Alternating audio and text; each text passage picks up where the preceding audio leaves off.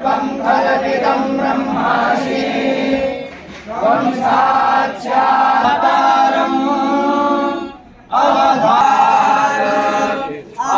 आज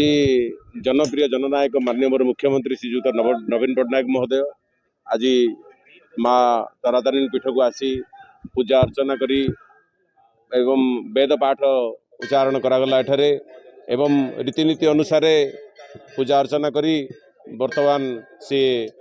छत्रपुर अभिमुखे यात्रा करिले जेहेतु तांकर नॉमिनेशन पकेबार अछि एणु षष्ठ थर पई निश्चय भाव में माननीय मुख्यमंत्री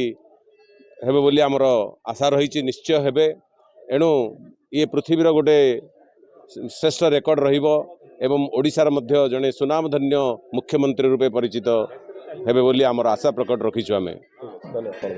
आज चिराचरित प्रथारे भक्त मान दर्शन चलता यही समय माननीय मुख्यमंत्री नवीन पट्टनायक महोदय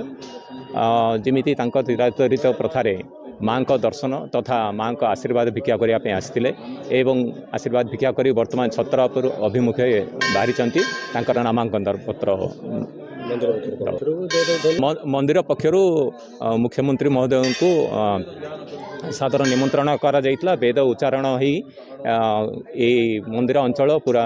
भल परिवेश गोटे सृष्टि होता एवं माननीय मुख्यमंत्री ए बहुत खुशी होते ए प्रकार कार्यक्रम आज माननीय मुख्यमंत्री श्रीजुक्त नवीन पट्टनायक आज माँ तारातारिणी गंजाम जिला अष्टदेवी माँ तारातारिणी को दर्शन करिसेंती एवं समग्र ओडिशावासी मंगल कामना करिसेंती जेहेतु प्रत्येक वर्ष से माँ को पाठ आसती जेहेतु निर्वाचन वर्ष चली किभली भाव में समस्त राज्य मान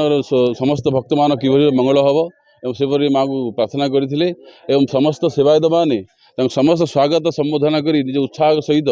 मंदिर भितर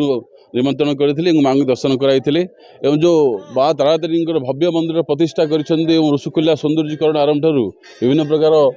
कारुकार्य ओडिशार कला संस्कृति बचाई माननीय मुख्यमंत्री जो प्रतिष्ठा करिसेंती समस्त सेवायत उत्साहित अच्छा जे माँ आदिशक्ति एते बड़ विशाल मंदिर प्रसाद निर्माण होती समस्ते खुशी माननीय मुख्यमंत्री मंगल कामना आशीर्वाद प्रदान कर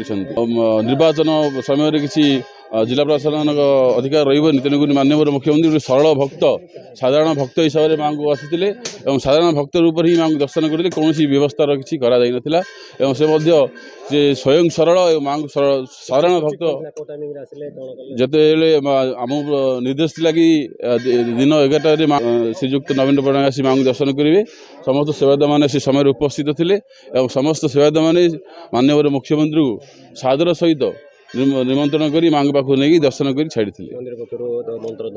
निश्चित आमर गंजाम